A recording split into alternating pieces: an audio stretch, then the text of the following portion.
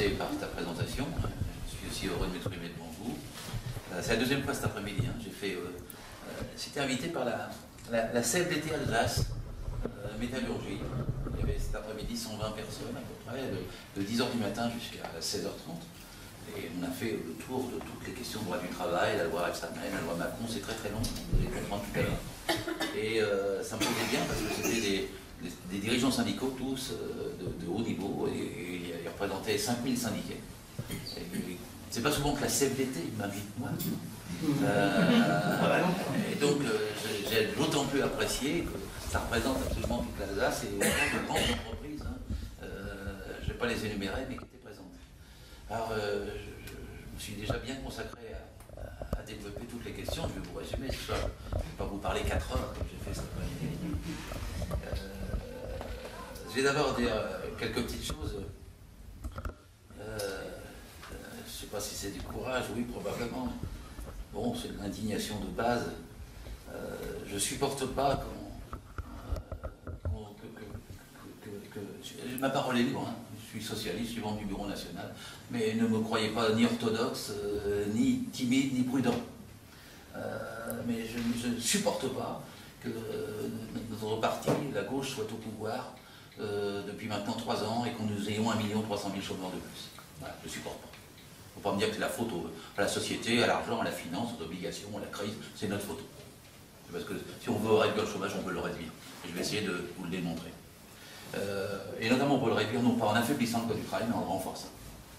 Tout ce qui affaiblit le code du travail crée du chômage supplémentaire. Tout ce qui dérégule fait reculer les sociétés. Tout ce qui enlève des droits aux salariés nuit à l'ensemble du pays et pas seulement aux salariés. Et donc c'est l'état d'esprit dans lequel j'aborde les choses. Vous ne me referez pas ce soir, vous ne me rendrez pas ni prudent, ni modéré, ni autre chose. Je suis un social-démocrate qui pense qu'il faut la démocratie et qu'il faut le socialisme. Je suis contre le capitalisme, je suis contre le libéralisme, je suis contre la finance. La finance est mon ennemi. Je suis pour la redistribution de richesse. Je suis pour la redistribution de richesse, je suis pour la hausse des salaires. Je suis pour la réduction du temps de travail. Et je suis pour le code. Alors le code, puisque c'est mon sujet ce soir pour devant vous. La semaine dernière, j'ai eu 3 occasions d'en parler. La première, c'était Air France. Moi, je m'excuse de choses, je ne comprends pas quand on a 6 millions de chômeurs et que l'État a 17% dans Air France, qu'on supprime 2900 emplois. Je ne le comprends pas.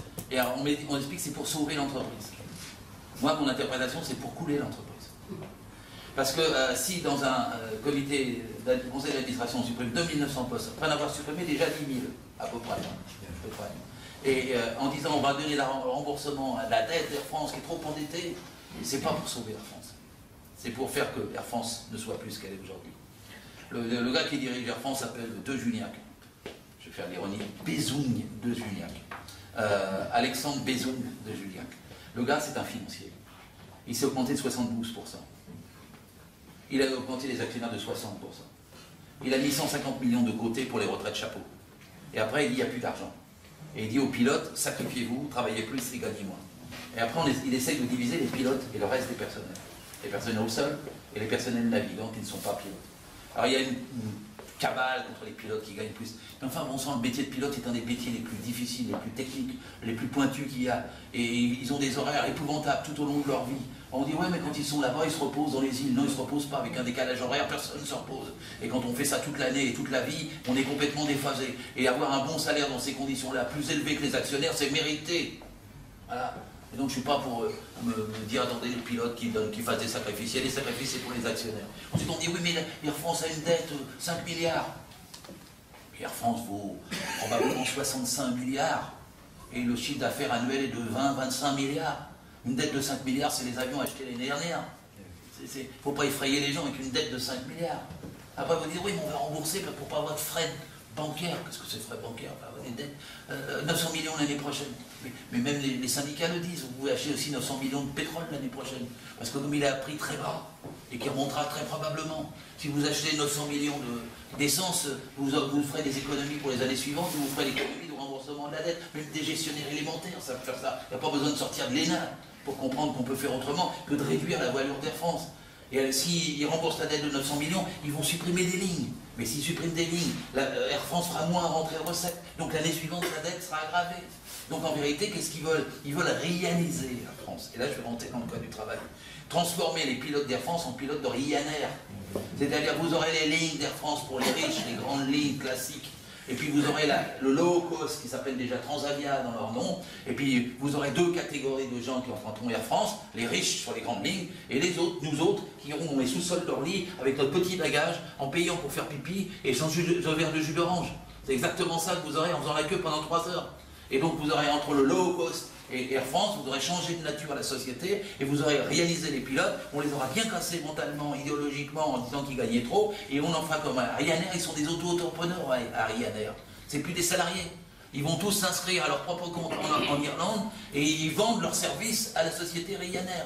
Vous avez à la fois dans Ryanair la case du salariat, la case du code du travail, l'individualisation des contrats, la case de ceux qui sont qualifiés et le profit des financiers, parce que Ryanair dégage de ce fait des bénéfices d'autant plus grands qu'ils vous font moins payer le low cost, mais que vous êtes plus dans le marasme et qui vous tire quand même. Voilà, c'est ça l'affaire d'Air France. Et si on ne croit pas, vous avez qu'à regarder ce qui a été fait à la marine marchande en France. Ça a été fait exactement comme ça. Mais si vous ne croyez pas, regardez ce qu'est en train de faire Macron à la SNCF. Parce que quand vous fermez 40% de lignes de TER et que vous allez les remplacer par des autocars, c'est exactement le même phénomène.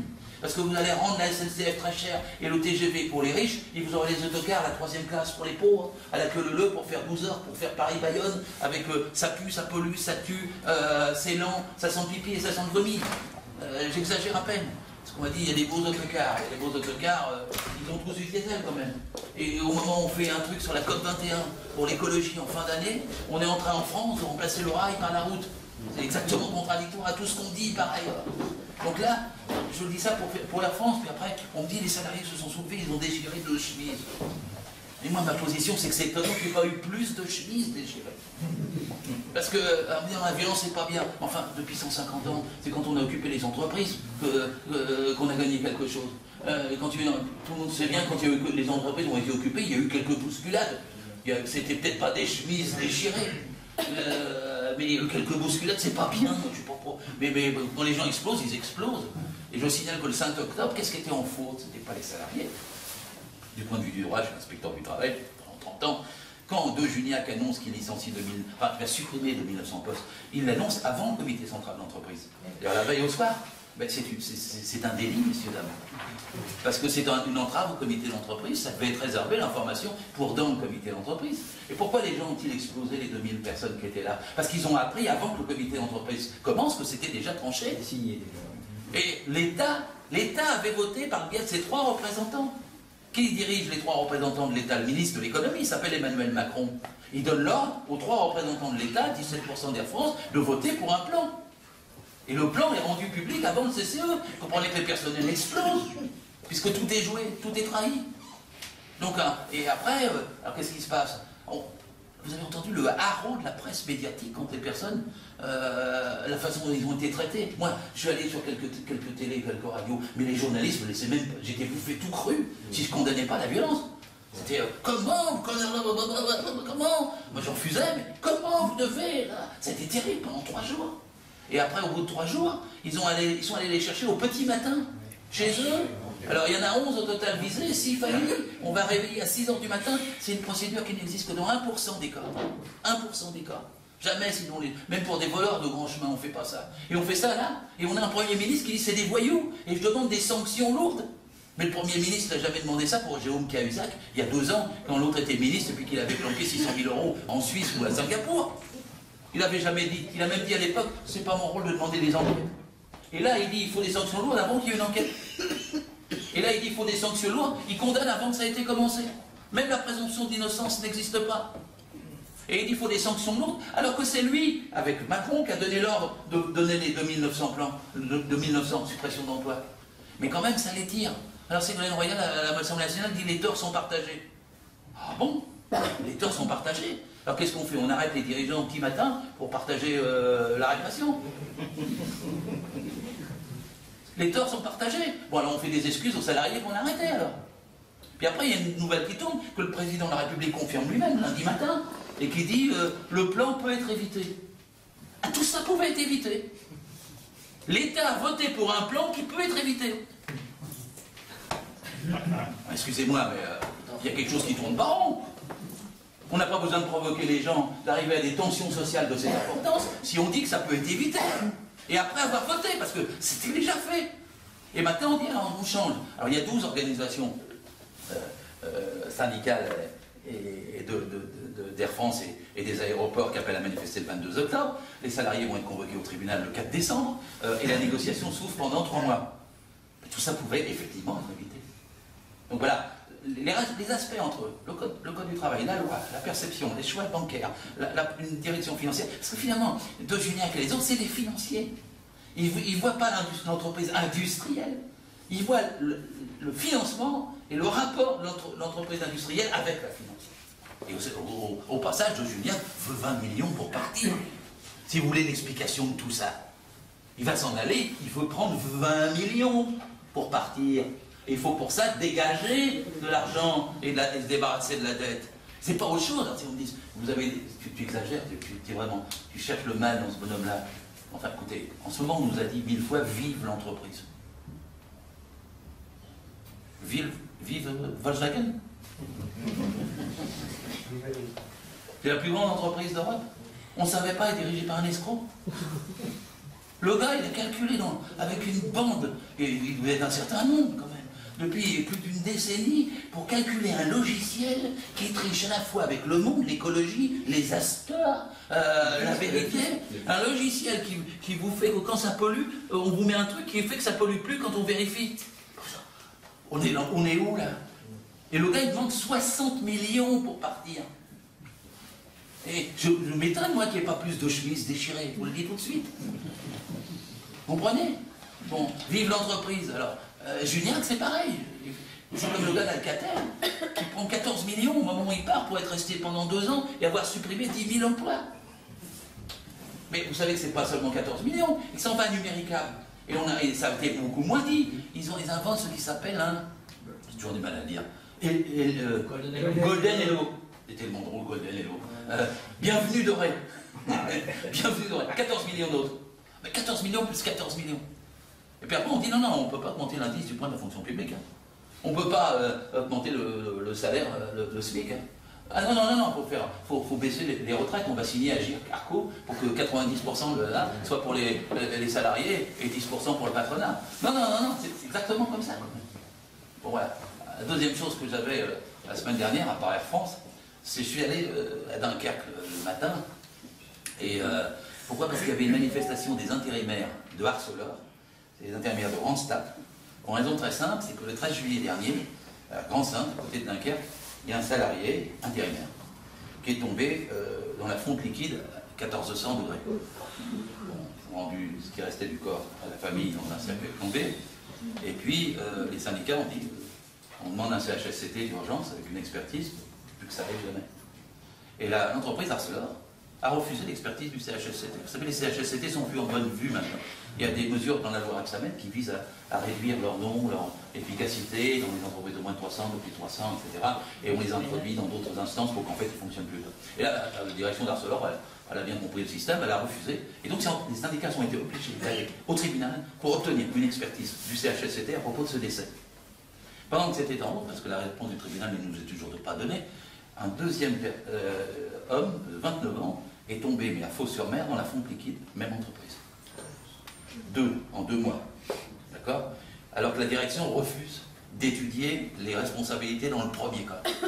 Alors les intérimaires sont quand même demandés à me mobiliser. Et jeudi matin, je suis allé à Dunkerque pour faire une distribution de tracts, puis une manifestation, puis une conférence de presse, puis aller voir le préfet, etc. là-dessus. J'ai seulement dit quelque chose, il n'y avait pas de caméra. Il y avait bien un petit bout d'FR3, ça n'a pas duré longtemps. Il y a eu la Voix du Nord, a fait quelques communiqués de presse. J'ai pas vu Poujadas. Poujadas, quand il y a 2 chemises déchirées, il nous en parle 3 soirs de suite. Quand il y a 2 hommes qui meurent dans la fonte liquide à Arcelor, vous le savez pas. Et j'étais abattu par cette chose-là, j'ai essayé de le dire. Alors, le préfet il a dit, oui c'est vrai, ils sont intérimaires. Bah oui, c'est une entreprise dite Céveso, pour ceux qui savent, c'est au risque. Et les entreprises de ce type n'ont pas le droit d'avoir des intérimaires. Première faute d'Arcelor. Vous me direz, mais c'est Arcelor. Non, l'État a une convention avec Arcelor, depuis les négociations, etc. Donc l'État est mouillé dans l'histoire du fait qu'il y a des intérimaires. Et les intérimaires, c'est pas seulement eux. Il y en a 21% du personnel de Arcelor qui est intérimaire. 21,5% pour être très précis. C'est illégal. L'État est mouillé dedans, c'est illégal. Et vous avez, au total, j'ai appris, moi j'étais stupéfait, que depuis 1962 à Arcelor, il y avait eu 200 morts par accident du travail. Hein, au total, évidemment, étalé sur 50 ans. Le Code du travail. François Hollande dit, il faut adapter le Code du travail aux entreprises. C'est ça sa déclaration. Moi, je pense qu'il faut adapter les entreprises au Code du travail. Et c'est ce qu'on a fait pendant 100 ans, je vais le dire tout de suite en France. Et là, si vous dites qu'il faut adapter le Code du travail aux entreprises, il faut d'abord s'expliquer. Qu'est-ce qui est écrit dans le Code du travail sur les intérimaires? On ne leur donne pas des travaux dangereux. On n'est pas dans une situation comme celle qui ont été mises les gars d'Arcelor. Qui est la responsabilité? Qui dirige aujourd'hui, du point de vue de l'État, le droit du travail, l'économie, pour arriver à ce qu'il y ait 2 morts à Arcelor? Après, on va dire non, le Code du travail, c'est la loi, on va l'assouplir. Vous voulez d'autres morts? Vous voulez d'autres morts? Assouplir le droit du travail, c'est ça en concret. C'est qu'il y en ait d'autres. D'ailleurs, chaque année, on a 500 morts pour le travail. Chaque année, il y a 700 suicides liés au travail. Chaque année, il y a 4500 handicapés au travail. 650 000 arrêts au travail. Je ne vous parle pas des maladies professionnelles, on n'arrive pas à les chiffrer. En France, c'est là où elles sont le plus sous-estimées d'Europe. Il y a besoin d'un droit du travail. Là, quel sens ça a quand la principale entreprise sidérurgique du pays, Dunkerque, Enceinte, Arcelor, quand dans la principale entreprise du pays, vous avez une infraction de cette nature, on devrait mettre toute la chaîne de responsables, depuis le chef d'Arcelor jusqu'au responsable pour l'État dans le conseil d'administration pour les 2 morts en question. On devrait mettre toute la chaîne de responsables. C'est pas le moment d'assouplir, c'est le moment de durcir le Code du travail. Parce que sinon, on ne réduira rien de tout ça. On dit parfois, attends, le travail, c'est plus ce que c'était, c'est plus Zola. Ouais, c'est plus les coups de grisou qui tuent. C'est les accidents cardiaques et vasculaires. Il y en a 250 000 par an, 150 000 accidents cardiaques, 100 000 vasculaires. La moitié d'entre eux sont liés au travail. Qu'est-ce qu'on croit? Qu'il n'y a pas de harcèlement, qu'il n'y a pas de risques psychosociaux, qu'il n'y a pas de stress, qu'il n'y a pas de burn-out, que les gens vivent bien le travail aujourd'hui. Bien sûr que non. Donc il faut un code du travail, on ne peut pas supporter la situation de Dunkerque. Quand même là. Et ben, moi je suis en train de me battre simplement pour... Je vais y arriver, je le ferai le temps qu'il faudra. Mais je vais y arriver à ce qu'il y ait une télé qui finisse par parler des 2 gars qui sont tombés dans la fonte l'équipe. Troisième chose, la semaine dernière, j'étais à Annecy. Je fais 100 meetings par an. Hein. J'étais à Annecy, c'était pour une chose très simple. Il y a une inspectrice du travail. Elle est allée contrôler l'entreprise Stéphane, Seb. D'accord? Elle a trouvé des infractions. L'accord sur les 35 heures a été pipoté, ça permettait de ne pas payer toute une série d'heures supplémentaires, de ne pas les réguler du point de vue des forfaits jours pour les cadres, ni même pour les salariés. Elle fait le bilan, elle fait un procès verbal. Le gars qui dirige Stéphane appelle le direct. Parce que vous savez, maintenant, c'est plus des directeurs du travail, c'est des directeurs des entreprises. Direct, ça s'appelle direct. Il faut bien comprendre, il n'y a plus de directeurs du travail, ni départementaux, ni régionaux. Hein. Des directs, directeurs des entreprises.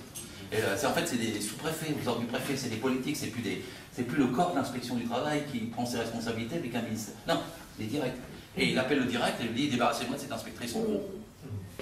Le gars convoque l'inspectrice, le direct, et il l'engueule, il lui dit arrêtez vos procédures contre Tefal, elles ne sont pas fondées, etc. L'inspectrice est indépendante. Elle est protégée par la Convention 81 de l'OIT, et qui assure son indépendance face aux pouvoirs en place. C'est écrit noir sur blanc. Et si elle n'est pas indépendante, essayez de faire boulot d'inspecteur si vous n'êtes pas indépendant. Vous allez voir un patron, le gars déjà, il a 20 fois votre salaire, il vous regarde de haut en disant qu'est-ce que c'est que ce l'emmerdeur là, de petit fonctionnaire qui va venir me donner des leçons. Et si vous n'êtes pas protégé, si vous n'avez pas les moyens de vous battre, ben vous êtes mort d'avance. C'est pas la peine de faire ce boulot. Hein. Moi, quand j'étais embauché, c'est pas embauché, j'avais du concours, j'avais une directrice à Paris, c'était une vieille femme, elle était très très bien, elle s'appelait Mademoiselle Lafont. À Marseille, elle m'a dit, Monsieur Filoche, vous êtes indépendant? Elle me dit, je ne veux pas entendre parler de vous. Vous allez faire vos contrôles, mais vous les assumez. Je ne veux pas qu'un patron m'appelle après en me disant j'ai vu un inspecteur, il est dépassé. Je ne veux pas. C'est vous qui êtes responsable. Vous allez assumer ce que vous faites, ce que vous allez voir, vos observations, vos procès-verbaux, c'est vous. Je ne veux rien savoir, je ne m'occupe plus de vous. Vous êtes indépendant. C'est une belle leçon. j'ai reçu comme ça. Et bien là, c'est pas du tout ce que le patron de Tefal et le patron de Direct ont fait, puisque en vérité, d'abord, il a mis mal l'inspectrice du travail, il leur a fait faire. Et ensuite, après, il est arrivé un truc parallèlement. C'est que dans la boîte, Tefal, il y a un cadre qui était mal vu, il voulait s'en débarrasser. Et le cadre a su, il est tombé sur un papier, quelqu'un lui a passé, bon, qui disait bon, on va lui donner des tâches qu'il ne pourra pas assumer, comme ça on pourra s'en débarrasser. C'était écrit. Mais ce qui était écrit aussi, c'était 2 lettres qui étaient en dessous, et c'était les lettres d'échange entre le direct et le patron de Tefal, où le patron de le direct disait oui, j'ai vu ce que je pouvais faire pour vous, pour l'inspectrice, et le patron de Tefal disait bon, ben, on va se voir, on va prendre rendez-vous, et en même temps, le patron, le direct, le remerciait pour avoir pris un cousin à lui qui était stagiaire chez Stéphane. Bien, simple, hein. Tout ça est compréhensible, n'est-ce pas? Le gars de chez Tefal, il se défend pour lui-même, il donne les documents à l'inspectrice du travail, qui à partir de ces 2 échanges de lettres, refait un procès verbal pour obstacle contre l'employeur, quoi. Et elle mentionne son directeur, mentionnant l'échange de lettres. Et que croyez-vous qu'il arriva? Le procureur a mis en examen l'inspectrice pour vol de documents confidentiels et recel. D'accord? Et donc c'est l'inspectrice qui était au tribunal vendredi dernier, parce que le procureur l'avait poursuivi, elle. Et le procureur, il a eu une particularité en plus. On est en Haute-Savoie. Il a dit simplement...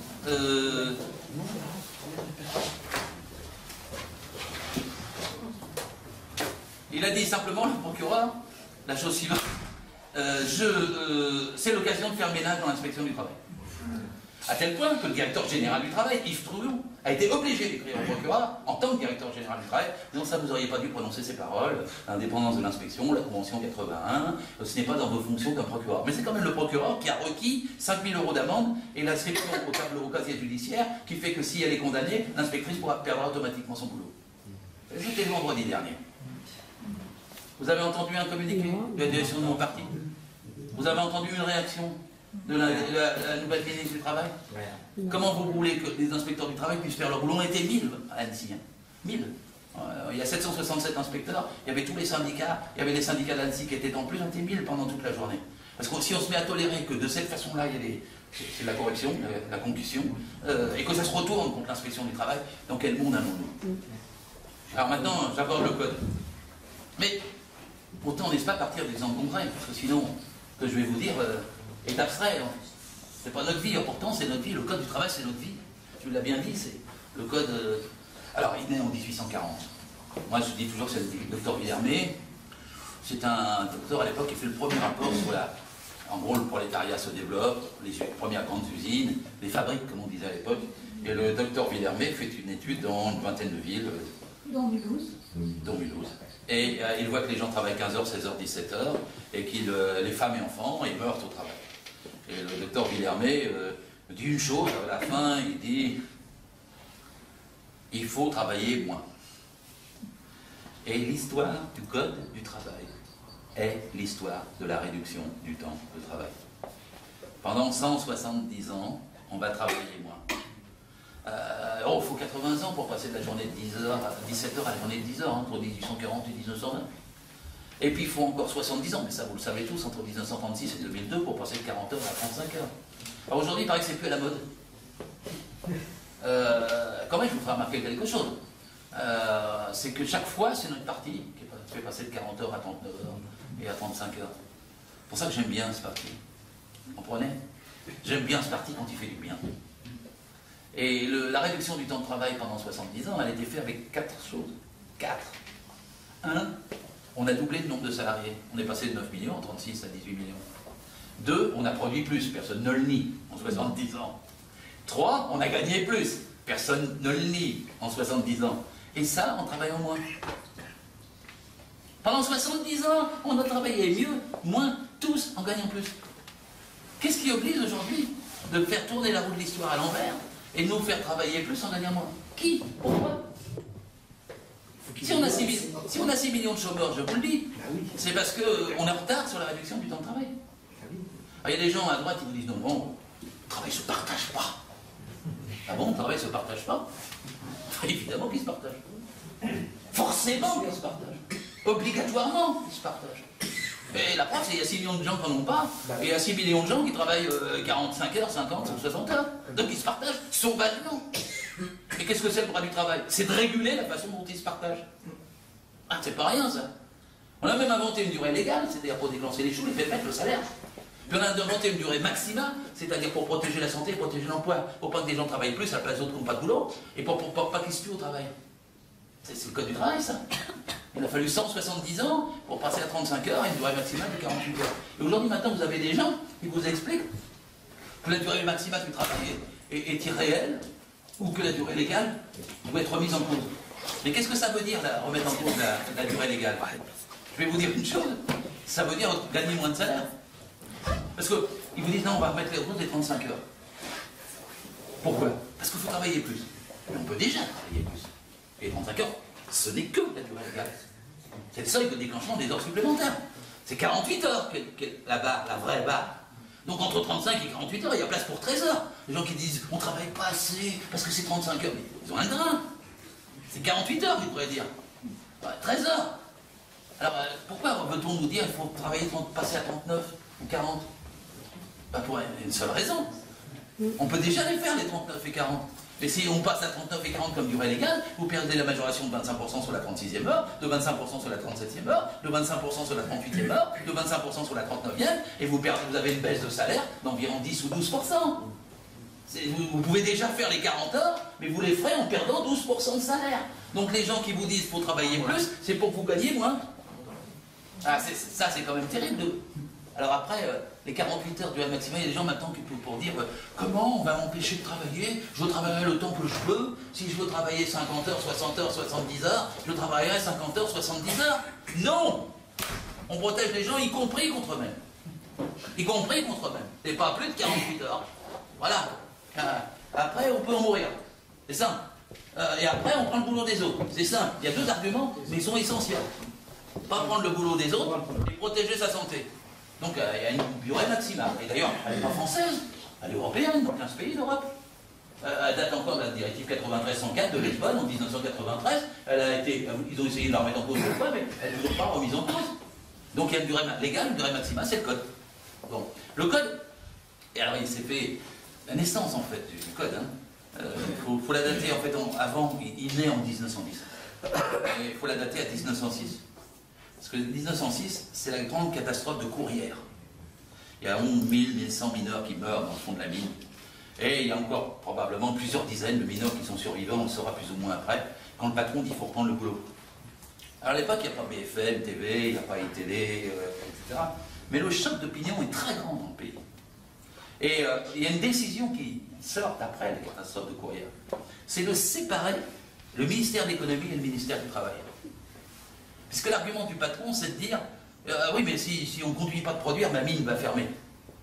Et on dit ah non, non, non, non. Le droit du travail doit être indépendant d'un patron qui se comporte comme ça. Donc on en déduit qu'on sépare le droit du travail de l'économie. Pour que le droit du travail ne soit plus subordonné à l'économie. 1906. Vous savez ce que c'était? De l'anti-Macron. Un siècle avant. Un siècle avant. Parce qu'après, on construit le droit du travail indépendamment des exigences de l'économie. Le droit du travail est basé sur les humains. C'est pas basé sur la taille de l'entreprise. Un jour, on m'a dit, on ne peut pas avoir les mêmes droits dans une petite entreprise, le garage du coin, puis chez Peugeot Sochaux. Bien sûr que si. Parce que dans les deux cas, c'est des humains. Quand on se battait pour les 8 heures dans la journée, 3-8, c'était 8 heures de travail, 8 heures de loisirs, 8 heures de repos. Et les enfants? Dans les loisirs, ça. Mais les 8 heures, les 3-8, c'était l'idée qu'on organisait pour tout le monde la vie en fonction des besoins humains. Et donc en vérité, on ne disait pas l'entreprise, 8 heures de travail, 8 heures de loisirs, 8 heures de repos. C'était bien basé sur les besoins humains. Donc le code du travail a été construit sur les besoins humains, contre les exigences des entreprises. Et c'est pour ça que je reviens sur la déclaration de François Hollande. Quand il dit qu'il faut adapter le code du travail aux exigences des entreprises, aux besoins des entreprises, c'est comme ça qu'il le dit exactement, c'est le contraire de ce qu'on a fait en France depuis un siècle. Notre histoire de France en droit du travail est d'adapter les entreprises au code et non pas le code aux entreprises. Là, je pourrais m'arrêter, le débat est fini. C'est sur le fond là-dessus. Je viens de tout dire en 2 phrases. Je vais quand même développer, mais je viens de tout dire en 2 phrases. Et je suis stupéfait que le président de la République ait dit ça à des millions de Français. Le contraire de notre histoire sociale, le contraire de notre histoire juridique, le contraire de l'intérêt des humains dans les entreprises, le contraire y compris les entreprises. Parce que les entreprises, pour fonctionner, elles ont besoin des humains bien formés, bien traités, bien payés. C'est ceux qui produisent le plus. C'est pas les flexibles qui produisent le plus. C'est pas les plus soumis, les moins formés, les plus entraînés dans la précarité qui produisent le plus. C'est pas vrai. Dans une économie comme la nôtre, riche et développée, ce sont les gens qualifiés, bien payés, bien formés qui comptent.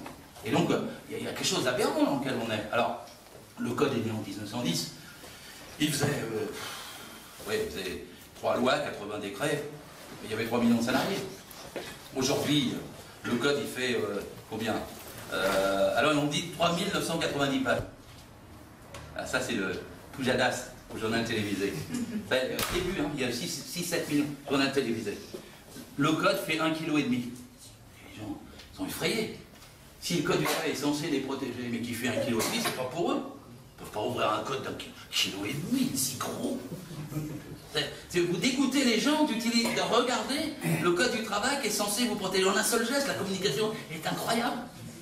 Alors là, il fait un premier morceau, c'est comme Bayrou, des paroles et des actes qui sortent de son sac tout préparé. Le Code du travail, 3900 pages et 50 pages de travailler en France. Puis après, il sort le Code du travail suisse. Regardez les tout petits, c'est pour ça qu'ils n'ont pas de chômage en Suisse. Vous vous rappelez de cette séquence? Non mais pire, il n'y a pas de Code du travail en Suisse. C'est un traité sur la paix au travail qui a été signé par les cantons il y a plusieurs décennies. Et ensuite, en Suisse, canton par canton, c'est du droit civil. Et le droit civil dans chaque canton est plus gros que le Code du travail. Ça, à Bérou, les Bérou, il s'en fout. Il n'a jamais ouvert lui non plus le Code du travail. S'il avait passé la serpillière dans une cantine de sa circonscription, il aurait cherché quand même comment on pouvait avoir un balai, qu'on n'était pas obligé de trop se baisser, et comment on pouvait avoir des chaussures de sécurité pour pas laisser se casser la figure. Mais il n'a jamais, le code qu'il monte, il n'a jamais ouvert. La preuve, c'est qu'il ne fait pas 3900 pages. Moi, je me balade partout, je l'ai fait à la télé avec le code, les lois, 675 pages de loi. 675 pages, c'est pas 1,5 kg, c'est 250 grammes. Voilà. Mais forcément, dans les éditions d'Alloz, il y a 3300 pages de commentaires qui s'ajoutent aux 675 pages. C'est comme si vous éditiez François Sagan amendé par Marcel Proust. C'est trompeur, c'est trompeur. Bon. Et puis, après, les codes qui sont gros. Pourquoi il a monté ce code-là? Le code des impôts est beaucoup plus gros. Le code du commerce, le code des affaires maritimes, le code de l'agriculture, le code civil, le code pénal sont bien plus gros que le code du travail. Et puis ils sont édités par les mêmes éditeurs, avec des commentaires eux aussi. Puis si c'était la petitesse du code qui améliorait les choses, ben, je vais vous dire, le plus petit des codes en termes de loi, c'est le code du travail. Puis si c'était le fait que ce ne soit pas un code du travail, mais du droit civil, je vais vous dire quelque chose, aux États-Unis, il n'y a pas de code du travail. Donc c'est du droit civil. Alors vous savez comment c'est aux États-Unis, c'est le rêve du MEDEF, du GAFAS. Comment on licencie aux États-Unis? Pas de procédure. Pas de procédure. Vous avez vu le film, c'est avec George Clooney qui s'appelle On the Air. Le gars il est dans l'avion toute la journée, il descend et il licencie. C'est son boulot, licencieur. Et le licenciement dure 2 minutes, il reçoit la personne, il dit vous êtes licencié, on lui donne un petit carton avec ses affaires, on lui met 2 gardes du corps pour qu'il sorte de l'entreprise et qu'il n'ait pas le droit de parler à ses collègues, il est hors de l'entreprise, il n'a plus jamais le droit d'y revenir. Ça se passe comme ça, il n'y a pas de procédure, il n'y a pas de lettre, il n'y a pas d'écrit, il n'y a pas de motif. C'est le rêve du MEDEF. Et ceci, ça a des contreparties. Hein. Parce qu'aux États-Unis, sur 18 000 meurtres par an dans ce pays, il y en a 200 chaque année qui sont des patrons qui se font flinguer. Boum. Boum. De temps en temps, je le dis aux patrons français. Réfléchissez avant de vouloir imiter le droit américain. Peut-être qu'il faut garder des prud'hommes. C'est prudent, c'est prudent. Peut-être qu'il faut garder des prud'hommes. Bon. Et puis de toute façon, le droit, aux États-Unis, il y a un droit civil, parce qu'il n'y a pas de droit du travail, mais un droit civil, parce que vous pouvez quand même faire un procès une fois que vous êtes viré. Et le droit civil aux États-Unis, c'est 36 000 pages consacrées au travail. Vous imaginez Bayrou sortir tous les 36 000 pages en disant c'est ça qui permet de travailler aux États-Unis. Je suis obligé d'être un peu caricatural parce qu'on a des caricatures en face de nous. Ça va tous les attaquer le code du travail en disant il est obèse. Alors j'ai beaucoup de respect pour Robert Badinter, pour tout ce qu'il a fait sur la peine de mort. J'en ai aucun, permettez-moi de le dire, en droit du travail. Il les connaît à rien. Quant à Antoine Loncan, Gérard Loncan était un grand spécialiste de droit du travail, précieux à relire. Et le fils est un avocat d'affaires. Qu'il se soit mis d'accord dans une soirée, en sortant, en disant on va écrire le code du travail demain, dans un livre qui fait à peu près ça, dans lequel il y a plus de pages blanches que d'articles, et plus de dessins de plans de cul que de chapitres, et que ça fasse la une du Monde, genre War Game contre le code du travail, et que ça soit cité maintenant par le président de la République au sommet social comme un modèle. Qu'est-ce qu'ils ont dit, Badinter et puis Loncan? Ils ont dit, on peut le réécrire, d'ailleurs on a une piste, on vous donne 50 articles. Ça sort du cerveau de deux bons hommes, le code du travail. Dans les 50 articles, vous savez ce qu'ils ont oublié? La durée du travail. Ah mince, ils ont oublié. Ah zut! Et pourquoi? Parce que personne ne peut réécrire le code. C'est une construction historique. Il est fait de sueur et de sang, de lutte et de larmes. Il est fait des grèves des années 20, du Front populaire, de la Libération, de 68, de novembre-décembre 95, des lois au roux ou des lois à Aubry. Le code du travail est une construction sociale. Il exprime le rapport de force sociale. C'est pas deux pignoufs qui vont réécrire ce qu'un siècle d'histoire. Je m'excuse, ils sont vraiment pignoufs. Quand ils disent ça, qu'est-ce que vous voulez? C'est quelqu'un qui prétend. Personne ne peut prétendre à culot de dire je vais vous réécrire, j'ai d'ailleurs 50 idées. Il oublie l'essentiel, la 51e. Donc je dis bien ça parce que après le code, on doit le percevoir dans sa réalité. C'est un code intime, c'est un droit intime. C'est un droit essentiel, vital, pour tous les salariés, même ceux qui ne le connaissent pas. Tôt ou tard, ils en ont besoin. Ils ont compris que leur patron, ils découvrent qu'il y a un syndicat, qu'il y a une inspection, qu'il y a des comités d'entreprise, qu'il y a des délégués du personnel. Au début, ils ne savent pas, les gens sont des millions d'ailleurs qui ne le savent toujours pas. Mais c'est quand même ça qui est la règle dans une civilisation. Le code du travail, c'est le texte qui est le meilleur indice du degré de développement de la civilisation. Comment on traite les humains qui travaillent? Parce qu'après tout, c'est le salariat qui produit les richesses. Souvent, on me dit un patron vous donne du travail. Un patron ne vous donne rien. Un patron n'a jamais rien donné à personne. Jamais, jamais. Il achète la force de travail. Vous la vendez. Vous cherchez à la vendre le plus cher possible et lui, à vous l'acheter le moins cher possible. C'est ça le rapport entre un salarié et un patron. On dit parfois, oui, l'autre jour, on dit, je sais plus quoi. Oui, mais un tel, il fait vivre 50 000 personnes. Ah non, c'est 50 000 personnes qui le font vivre. Et dans ce sens-là, ça marche.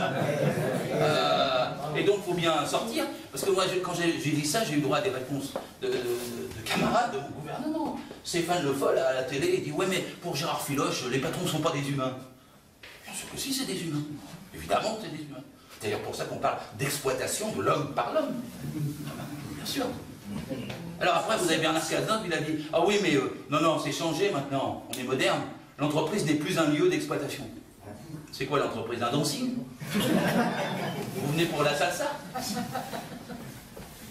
Je veux dire, évidemment, si l'entreprise, elle n'exploite pas, elle meurt. Si elle ne tire pas un profit sur votre travail, il n'y a plus de patron. Il n'y a pas de honte à expliquer ça, c'est la réalité des faits. Après, l'enjeu, c'est de réguler ces faits pour qu'il y ait un salaire bien payé et qu'il y ait un profit proportionné. Pas un profit excessif et un salaire trop bas. Ça, c'est le code du travail, c'est pour ça qu'il y a un SMIC. Et c'est pas parce que... C'est pas une raison pour remettre en cause ni l'exploitation, ni le fonctionnement de l'entreprise. Puis après, on en dit encore. C'est comme tout à l'heure sur Volkswagen. Vive l'entreprise, vive l'entreprise, vive l'entreprise. Enfin, c'est comme si vous criez vive les poissons. Il y a des requins et des sardines, c'est pas la même chose. Et les entreprises, c'est pareil, elles sont toutes différentes. Et en France, vous avez 1000 entreprises. Parce qu'on vous dit, attention, fais attention aux petits patrons. Mais moi, je suis toujours fait attention. Depuis 30 ans, inspection. J'ai visité peut-être 9 ou 10 000 entreprises. Après avoir travaillé, moi, personnellement, dans des 10 ou 12 métiers différents pendant une douzaine d'années, je les ai tous faits. Et dans une entreprise, le petit patron, je fais attention. Ouais, bien sûr. Sauf qu'il y a 1000 entreprises en haut qui font 50% du PIB. 50% de ce qui est produit en France, c'est 1000 entreprises. Et alors, les 1 million moins 10 en bas, ils souffrent en bas, évidemment. C'est en haut que ça marche. Alors, en bas et en haut, puisqu'il y a 1 200 000 entreprises en France, il en reste 900 000. Alors, c'est celle dont on parle tout le temps, les PME, les PMI, les ETI. C'est celles qui créent de l'emploi. C'est pas vrai. Les grandes entreprises externalisent l'emploi. Ça va dans les moyennes. Et les moyennes, 80% d'entre elles sont sous-traitantes des grandes. Ce qui fait que quand vous aidez la PME en disant on va créer de l'emploi, la grande au marché suivant a dit bah t'as reçu de l'argent de l'État, hop, c'est moins cher ce que je te donne. C'est comme ça que ça marche. C'est les grandes qui dirigent, il ne faut pas se tromper. Moi, quand je mets en cause les patrons, je sais ce que c'est un patron boulanger ou le petit artisan qui répare les gouttières. Je les ai fréquentés toute ma vie professionnelle. Mais je sais que quand je rentre au Crédit Lyonnais, j'ai les costards à 3 000 €, c'est pas la même chose que le compagnon avec sa brouette. Pas du tout la même chose. Et donc je sais faire la distinction. Alors on nous dit maintenant, il faut aider les entreprises. Attendez, quand vous aidez les entreprises, l'argent il monte dans les grandes. C'est les donneurs d'ordre qui récoltent. C'est pas autre chose. Chez Macron, c'est la théorie, vous savez, du ruissellement. Vous avez vu, c'est toujours une pyramide de verre. Vous mettez du champagne en haut. Et si vous, votre verre, il est en bas, vous arrivez par avoir une petite goutte à la fin. Mais la société ne fonctionne pas comme ça. Elle ruisselle pas du tout. Elle monte, ça pompe, il siphonne, il siphonne, il siphonne. C'est les Shadocks. Ça monte, ça monte, ça monte, l'argent. Quand vous le donnez, et ils prennent le plus possible en bas pour avoir le plus possible en haut. Vous avez un autre dessin qui montre que c'est le verre qui grossit avec le champagne et non pas ceux du bas qui grossit. C'est ce que nous vivons. La finance l'emporte sur l'emploi aujourd'hui. Ça rapporte plus de faire de la finance que de faire de l'embauche. Tant qu'on sera dans cette situation-là, on ne pourra pas lutter contre le chômage. On leur donne de l'argent, ils vont le mettre dans l'île Caïman. Ils ne vont pas le mettre dans l'investissement. Ça rapporte plus l'île Caïman que l'investissement. Donc, si vous leur dites de l'argent pour qu'ils embauchent, ils s'en foutent. Ils vont le placer. Et donc, ils ne vont pas d'embauche. Spéculer rapporte plus que l'emploi. À partir du moment où on est dans un système comme ça, c'est fermé. Ça monte, ça monte, ça pompe, ça pompe. Et après, l'attaque contre le Code du travail, contre les droits, contre... Ça découle de ça. Il faut lever les obstacles à ce que ça siphonne.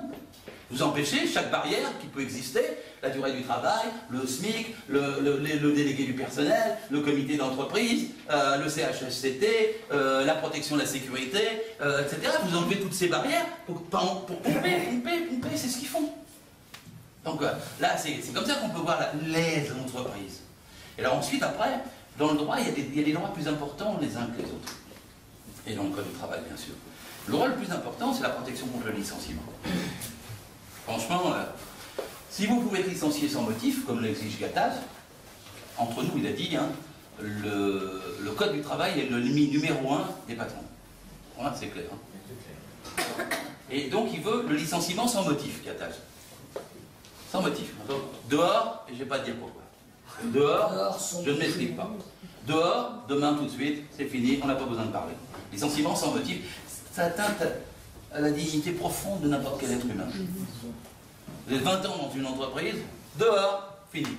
30 ans, dehors, tu t'en vas.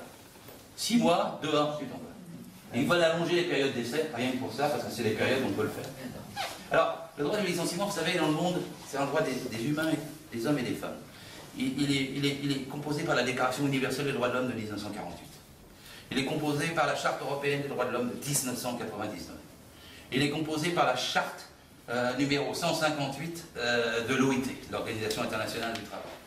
Et ce droit se décompose en 5. Le premier, c'est quand vous êtes licencié, c'est par écrit. Vous êtes informé par écrit. Le deuxième, c'est que le licenciement est motivé. Le troisième, c'est que vous avez la possibilité de vous défendre contre ce licenciement dans un entretien. Enfin, le quatrième, c'est que si vous êtes licencié malgré tout, vous avez le droit à un recours contre le licenciement. Et le cinquième, c'est que si vous gagnez ce recours, vous êtes réparé. C'est-à-dire que vous êtes indemnisé pour le dol que vous avez subi. C'est ça, c'est un droit de l'homme. Et bien, ce droit, il n'arrête depuis 10 ans de le renier. Et la principale rognure, si j'ose dire, commence dans la loi Sapin, issue de l'ANI, Accord national interprofessionnel du 11 janvier 2013, et consacré le 14 juin dans la loi, et ensuite aggravé dans la loi Macron du 8 août 2015. Alors, je vais vous aller vite, hein. Il y avait des critères pour les licences individuelles, ils ont été bousculés dans l'ANI et dans la loi du 14 juin, ils sont supprimés dans la loi Macron. Il y avait encore des protections pour dire que quand il y avait un licenciement dans un établissement, ça remontait au groupe. Ça a été petit à petit renié. Maintenant, le périmètre peut être apprécié au niveau de l'établissement et plus au niveau du groupe. Il y avait la facilité pour les juges de sanctionner des licenciements abusifs et sans cause réelle et sérieuse. Eh bien, ils ont pensé à un barème pour empêcher que le patron ne soit trop sanctionné s'il avait été trop voyou. Parce que c'est ça, hein, l'histoire du barème. On dit comment les gens, oui, il y a 200 000 personnes qui ont prud'homme, ça gêne l'employeur. Quoi. 200 000 personnes, c'est rien. Si les gens savaient les prud'hommes, il y en aurait 500 000, 600 000 qui iraient. Et en plus, en France, on doit être dans les plus bas rangs en Europe pour les plaintes pénales ou civiles sur les ruptures de contrat de travail. On n'est pas un pays procédurier. Il y a beaucoup trop de gens qui se font licencier sans se défendre et sans demander recours. Il n'y en a pas trop, il n'y en a pas assez, en fait. Voilà. Et donc, moi, je sais, hein, j'ai connu un inspecteur, quand je disais aux gens, moi, je vais aller voir votre patron, je vais régler, mais je ne peux pas obtenir vos droits pour vous parce que c'est pas mon rôle, moi, c'est l'administration. Il faut que vous alliez au juge, donc au prud'homme. Je voyais le blanc dans les yeux des gens. Prud'homme. C'est un mot compliqué. Qu'est-ce que c'est? Est-ce que je vais devoir payer? Il faut un avocat. Pas un avocat, est-ce que je vais savoir? Pas savoir. La loi Macron complique les choses, par exemple, vous devez faire par écrit. Avant, les prud'hommes, c'était par oral, gratuit par oral et sans avocat, pour que les gens qui ne savaient pas se défendre puissent le dire simplement avec leurs mots. Ça, c'est fini. Vous avez déjà fermé la porte à des millions de gens qui deviennent incapables de suivre la procédure à cause de ça. Bon, et donc il n'y a pas trop de procédures. On dit parfois, mais les prud'hommes, les salariés gagnent souvent. Ben oui, parce que quand ils y arrivent à y aller, c'est qu'ils sont déjà très tenaces et que sûrement leur cause est très bonne, sinon ils auraient été en cours de route. Et c'est vrai qu'ils gagnent dans 80% des cas. Mais c'est parce que les patrons ont abusé, les ont licenciés abusivement. Et alors maintenant, on leur dit, ah non, les patrons, il ne faut pas qu'ils soient trop sanctionnés dans ce cas-là. C'est drôle de société quand même. Hein. Parce qu'elle dit, pour les délinquants, elle dit, faut un plancher. Sanctionner fort, faut pas que le juge mollisse. Il faut un plancher pour la délinquance. Et pour les patrons, on met un plafond. Pour pas qu'ils soient trop frappés quand ils sont délinquants. C'est extraordinaire, ce comportement juridique. Mais c'est ce qui est arrivé dans la loi Macron. Alors là, c'est constitutionnel, à casser le barème. Mais il reste indicatif. Et quand il est indicatif, ça limite quand même les possibilités de demander des dols. Hein? C'est l'histoire de la lingère de Chamonix. C'est une femme, elle est authentique cette histoire. C'est une femme, elle avait, je ne savais pas lire, elle ne connaissait pas ses droits, elle avait commencé à 15 ans comme lingère dans le grand hôtel de Chamonix. Puis elle logeait dans la chambre de bonne. Elle a commencé à 6h du matin, puis c'est à 8h, elle a couchée dans sa chambre de bonne, elle ne prenait pas de congé payé. Elle a travaillé comme ça de 15 ans jusqu'à 65 ans. Pour le grand-père, directeur de l'hôtel, puis le père, puis le fils. Et à 65 ans, le fils, pas du tout charitable, il a dit dégage de la chambre de bonne. Quoi. Il y a quelqu'un qui l'a pris en considération et qui l'a aidé à constituer un dossier. Elle était totalement incapable.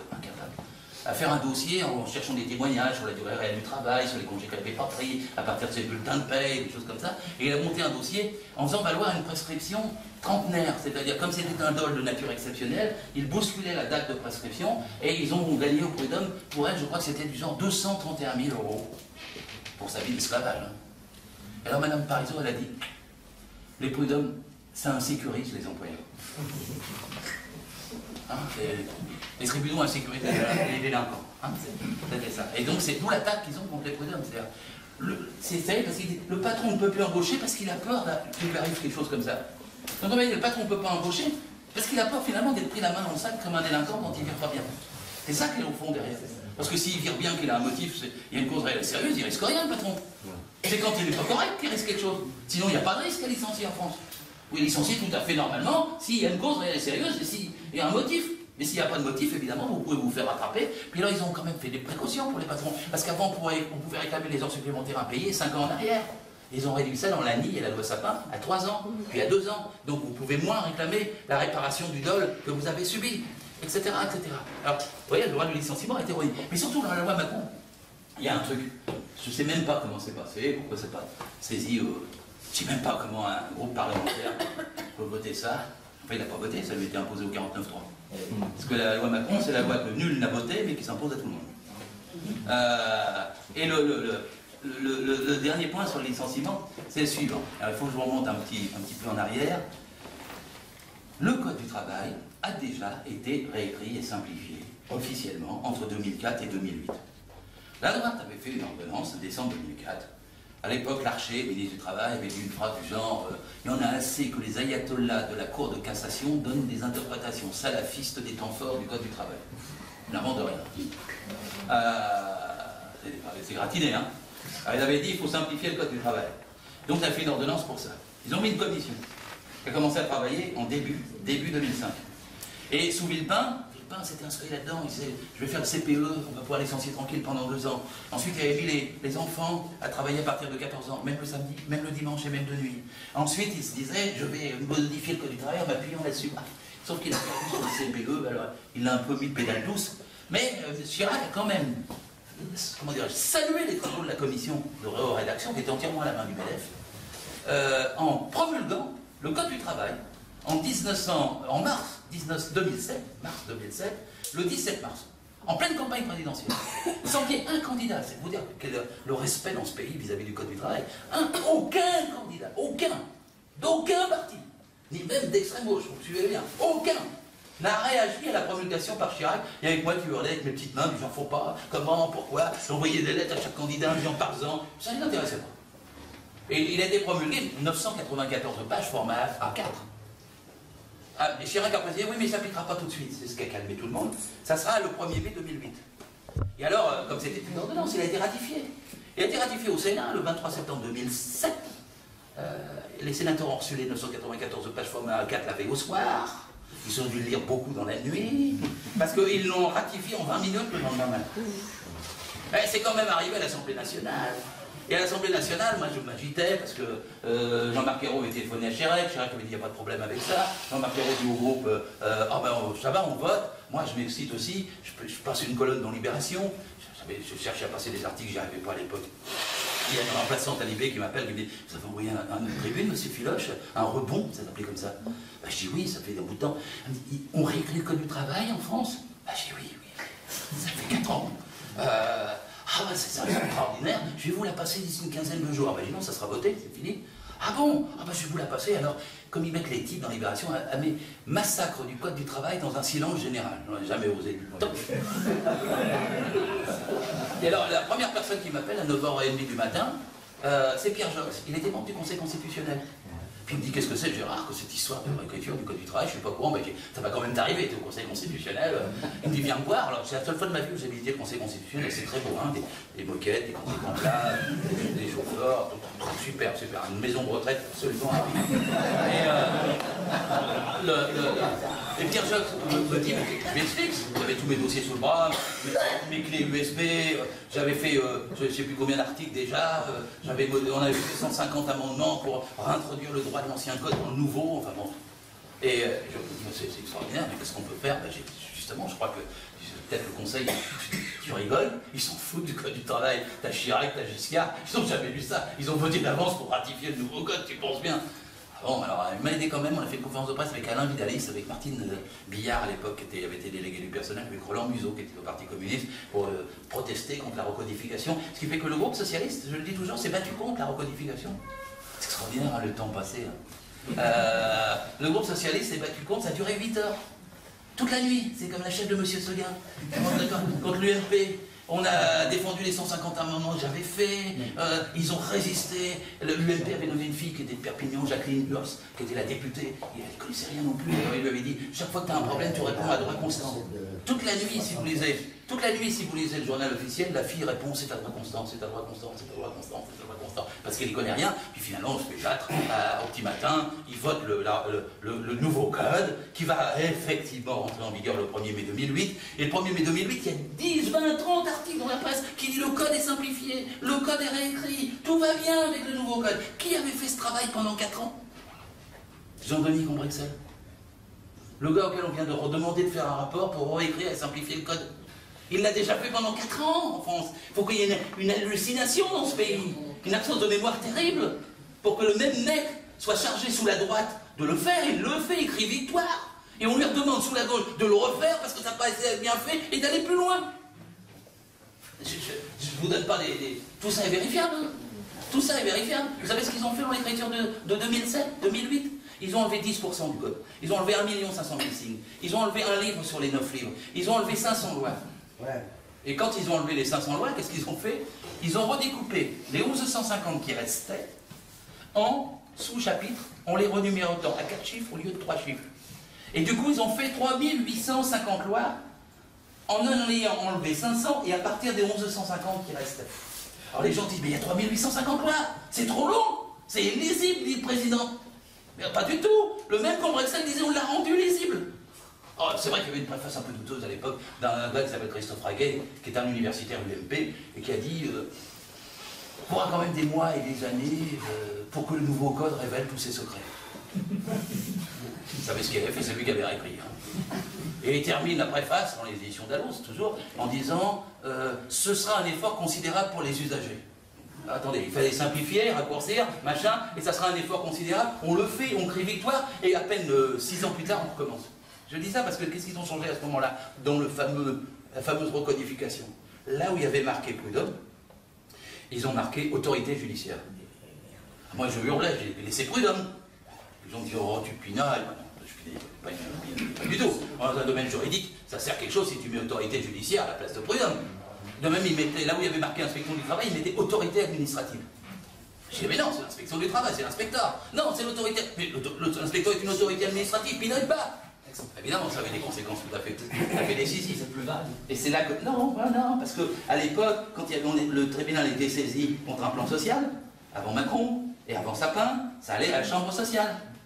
Maintenant, comme le plan est homologué par la directe, c'est-à-dire l'administration, ça ne va plus à la chambre sociale, ça va au tribunal administratif. Dans le deux cas, c'est des autorités judiciaires. Mais vous êtes passé d'un droit à l'autre, du droit privé au droit public. Et vous l'avez fait parce qu'ils y pensaient déjà. N'ayez pas de doute sur ce qu'ils veulent faire, où ils veulent aller. Ils y pensaient déjà. Et de la même façon, quand aujourd'hui ils disent c'est plus l'inspecteur, c'est l'autorité administrative, c'est plus l'inspecteur du travail qui décide, c'est le direct. Vous n'avez pas à changer ce qui a été changé en 2007-2008. Ils y pensaient déjà. Et Macron va avoir un problème après la loi Sapin. Vous avez vu tout ce détour pour revenir au sujet qui était le mien. Parce que Sapin va simplifier les licenciements collectifs.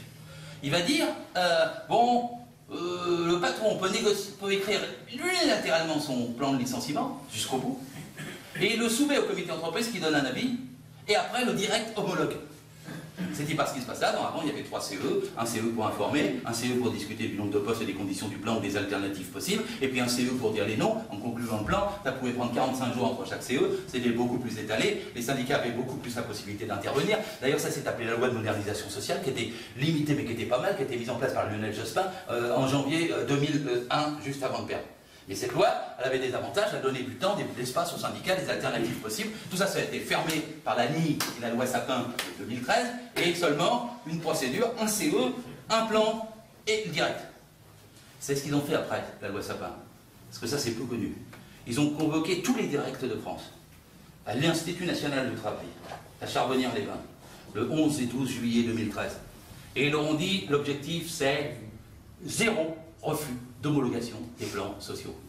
Accepter tout. Accepter tout.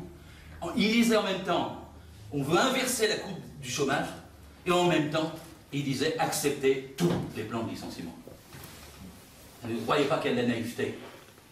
Sauf que, comme c'était les directs qui homologuaient, on avait donc affaire aux tribunaux administratifs. Et là, il s'est passé un coup de théâtre en France qu'on n'avait pas prévu, moi non plus. C'est que les tribunaux administratifs, on s'est dit, le patronat inclus, ils se sont dit, oh, c'est des tribunaux, ils ont moins de moyens, ils ne connaissent pas le droit privé, ils vont avaliser plus facilement que les juges des centres sociales qui, depuis le temps, sont montés contre le patronat et qui nous font traîner les pattes à Pilpa, à PSA, à Molex et ailleurs. Et or, les tribunaux administratifs se sont révélés pointilleux et se sont mis à casser les plans des directs. Un par un, comment c'était les transports Maury du bureau, c'était le plus spectaculaire celui-là, mais des dizaines et des dizaines de plans se sont fait casser par les tribunaux administratifs. Alors le patronat a réentrepris Macron, parce qu'il n'y a qu'une seule chemise qui les sépare. Le patronat a entrepris Macron et a dit non, il faut arrêter avec les juges du tribunal administratif. Alors dans sa loi, Macron a mis, l'ignorant général du pays, a mis au cas où les tribunaux casseraient un plan social sur demande des organisations syndicales, ceci n'a aucune incidence sur les salariés concernés qui ne seront ni réintégrés ni indemnisés. Donc vous avez le 5e des droits de l'homme dont je vous parlais, celui de la réparation. Non seulement il faisait le barème, mais en même temps il dit qu'il n'y aura pas de réparation.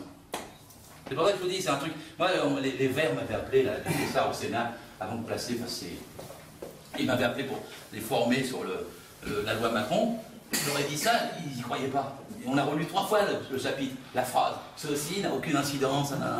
Mais c'est passé. C'est passé.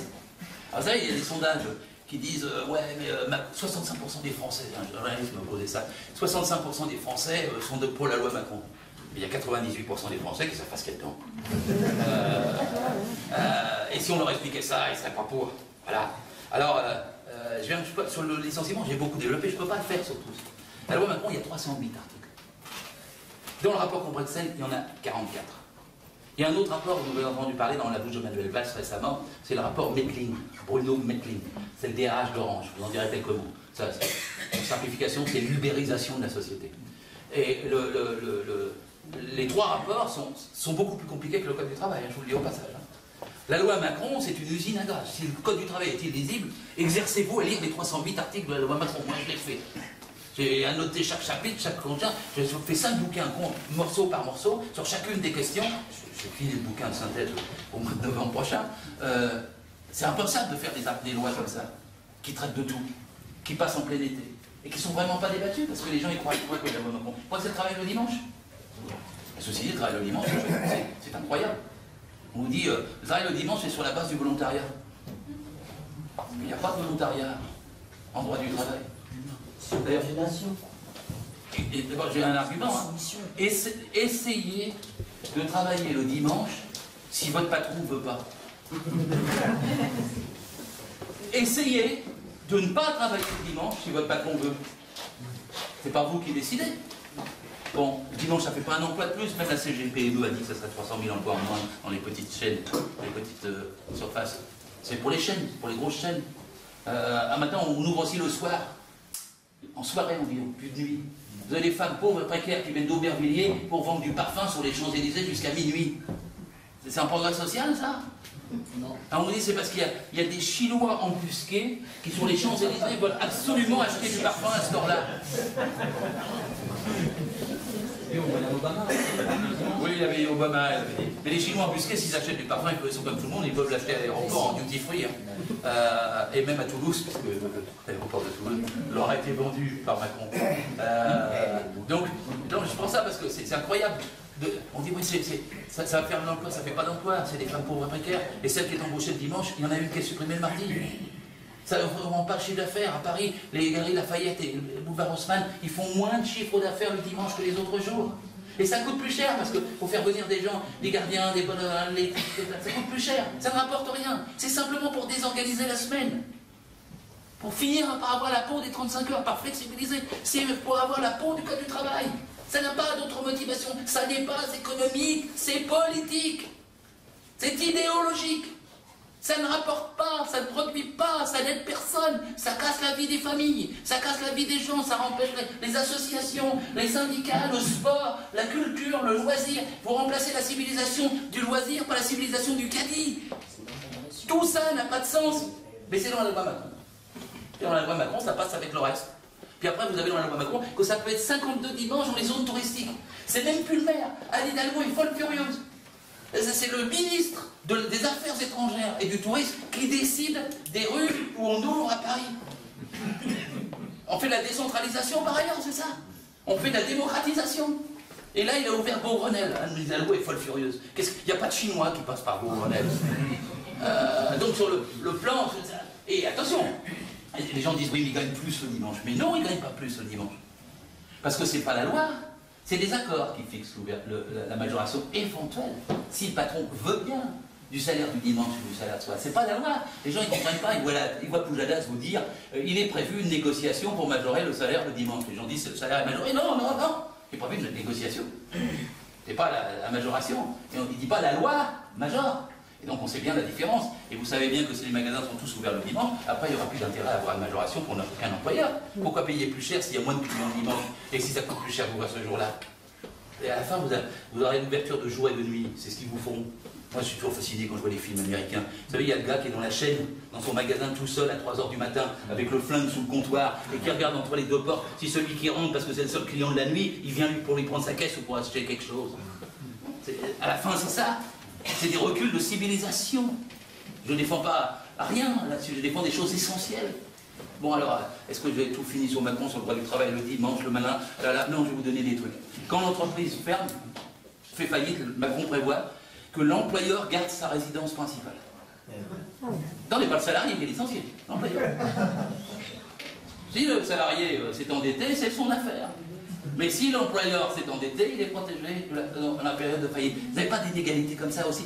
Vous savez que Macron a prévu dans sa loi, il a voulu mettre le secret des affaires. Secret des affaires. On était même pas 2 ans après Cahuzac. Tout le monde parlait de transparence. Les gars, on va mettre le secret. Alors les journalistes l'ont empêché. Ça a été retiré. Vous savez ce qui est resté? C'est que les entreprises de moins de 50 salariés ne sont pas obligées de publier leurs comptes. Elles l'étaient avant, maintenant elles ne sont plus obligées. Vous savez combien d'entreprises de moins de 50 salariés? 97% des entreprises de moins de 50 salariés. Alors vous direz, c'est les petites, c'est pas grave. Ah bon? Les holdings qui manient des milliards, elles ont parfois 10, 15 ou 20 salariés, de façon extrêmement restreinte, pour manier ces milliards. Ils ne sont plus obligés de publier leurs comptes. La loi Macron, non seulement elle n'est pas connue, mais des informations comme ça, vous en avez des dizaines et des dizaines. Vous avez la possibilité, par exemple, alors, le délit d'entrave. Avant, il était condamné par une peine de prison. Maintenant, c'est seulement une peine d'amende. C'est à cause de Molex, ça. Molex, c'était simple. C'était la boîte où il y avait 2 actionnaires américains qui avaient licencié 800 personnes et qui ont gagné 2 millions de pépettes pour ça et qu'on fait gagner 2 milliards à la boîte. Comme ils n'avaient pas écouté le comité d'entreprise, les syndicats sont allés à Toulouse, ils ont porté plainte et les gars ont été condamnés à 6 mois de prison avec sursis. Et le MEDEF a hurlé en disant mais ça empêche d'investir en France.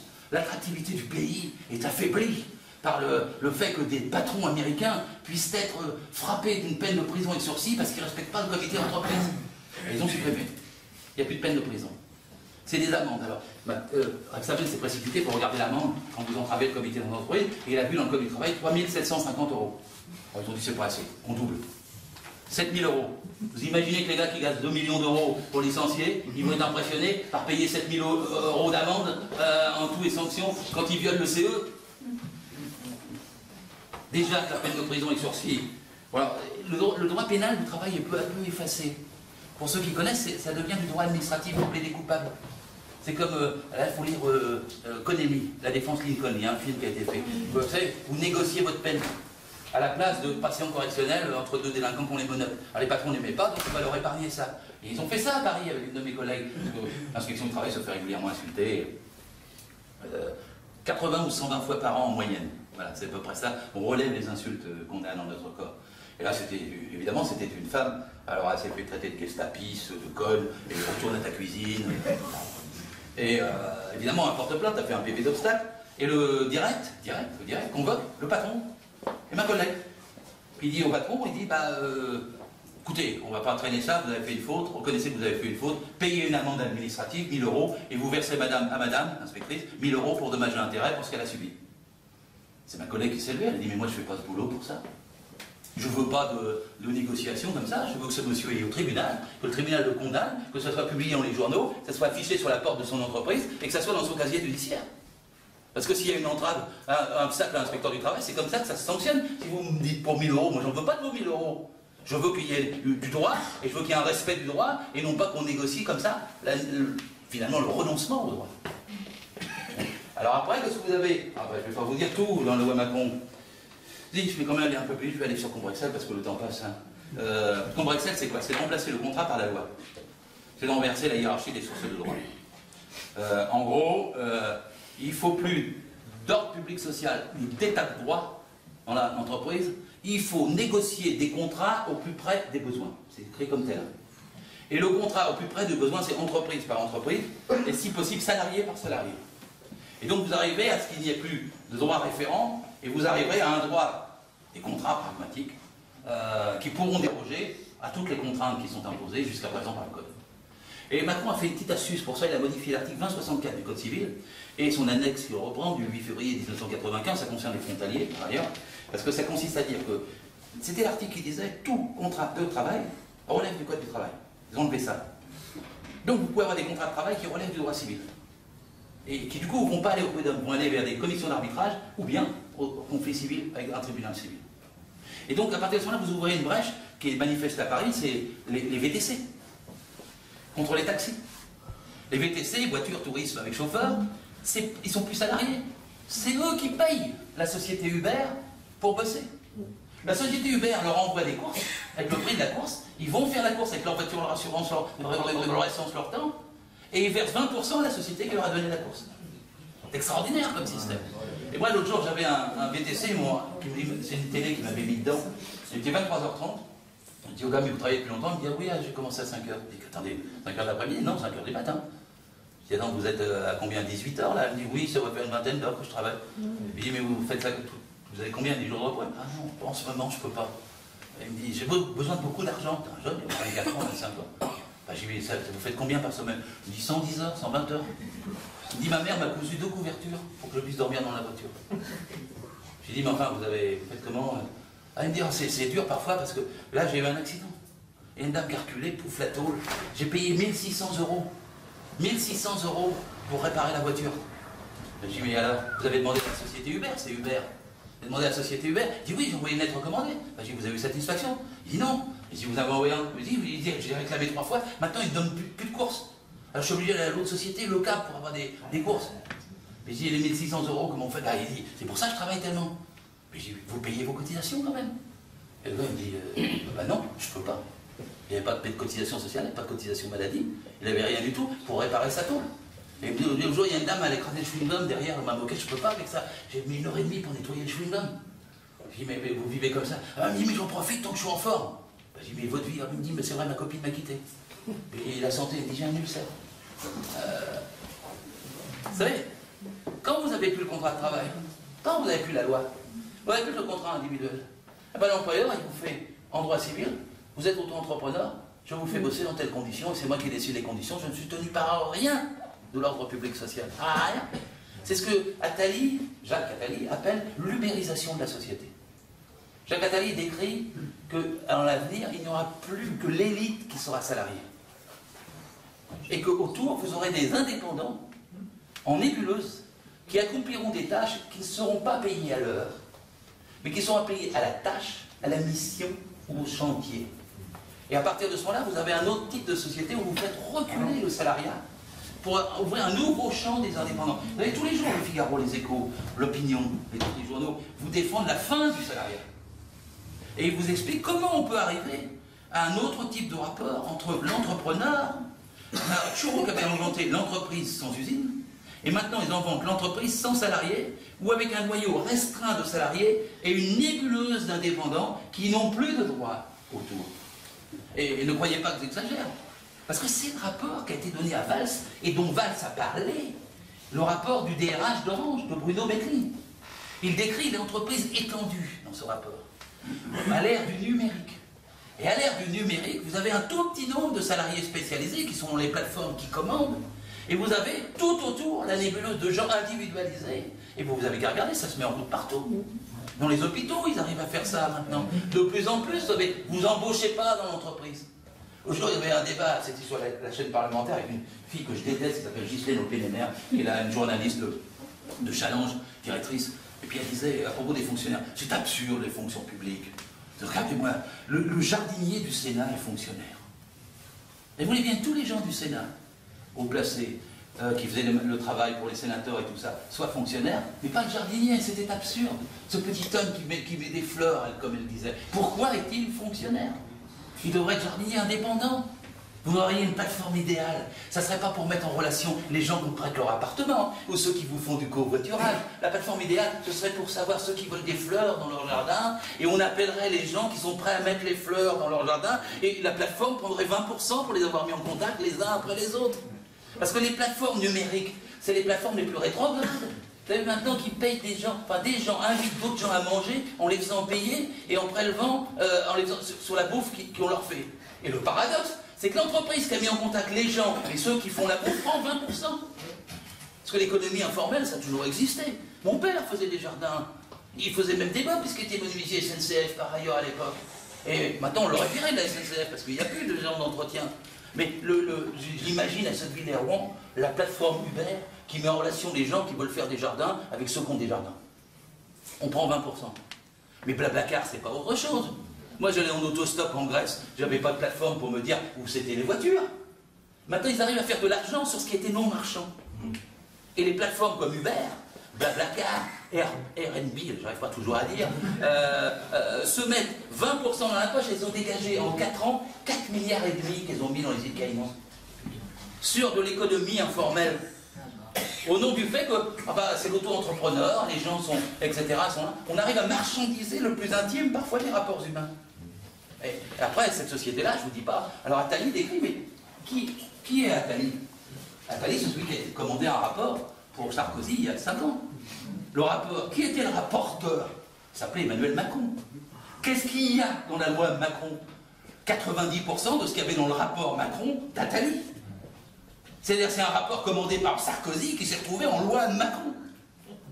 Et là-dedans, quand vous regardez le... Attali, c'était pas un socialiste. Pardon? Attali, c'était un ministre socialiste. Attali, non, je lui étais en marre. Non, mais il était ministre. Jacques Non, Attali. jamais.